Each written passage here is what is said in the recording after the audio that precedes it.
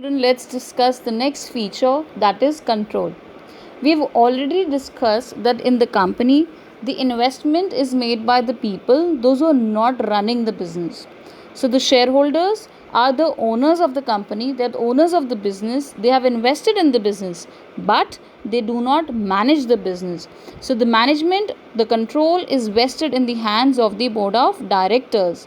Now these board of directors are appointed by the by the company's shareholders. These are elected, I would say, by the shareholders on the basis of their right to vote, which they exercise. So these board of directors are going to manage the affairs of the company. However, these board of directors are accountable to the investors, to the shareholders, for every action that they take. They have to answer all the queries, all the questions of the investors. It's not that they can do whatever they feel like. No, the shareholders need the answer about how their money is being used, and board of directors are responsible for that. The next feature that we're going to talk about is liability.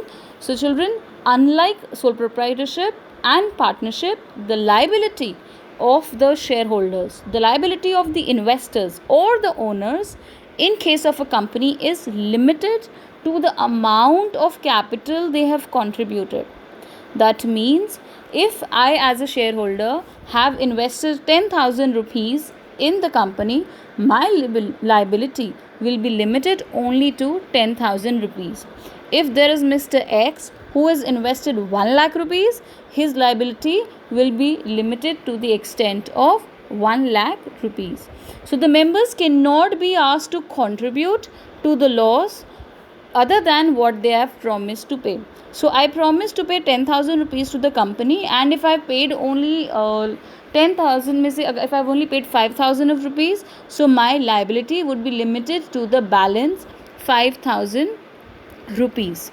Alright, so this is called the concept of limited liability up to the unpaid amount of shares held by the shareholder. The next feature we have is common seal. Now, common seal is the stamp or the official signatures of the company.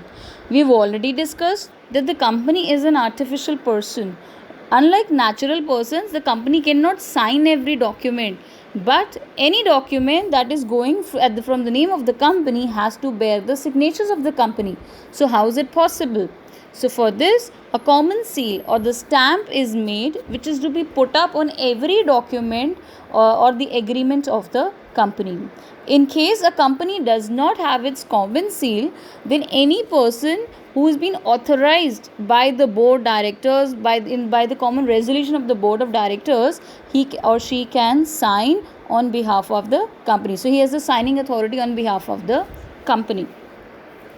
The next and the last feature of a joint stock company is risk bearing. So the risk of loss, since it's a business, company is doing business, so there is a probability of profit as well as loss. So who is going to bear this loss? Is it just going to be the board of directors because they were running the business, they were doing the business? No, of course not. They were just managing the business. The business belongs to the shareholders because it is they who have invested in the company. So any risk, any loss in the company in case it arises has to be borne by the shareholders. But the major advantage in the case of joint stock companies is that the loss is spread over large number of people. So there are several thousands of shareholders in a company. So whatever the loss is there, the loss is going to be divided amongst the shareholders. No one single person is going to bear the entire loss. So this was the major drawback, if you remember, in case of a sole proprietorship and partnership, that whatever business may loss is there, it has to be borne by the sole proprietor or by the partners or by the karta. But here it is be divided amongst all the shareholders. So students, with this we come to the end of today's session, that is the joint stock company and its features. Hope you have understood the concept. Thank you.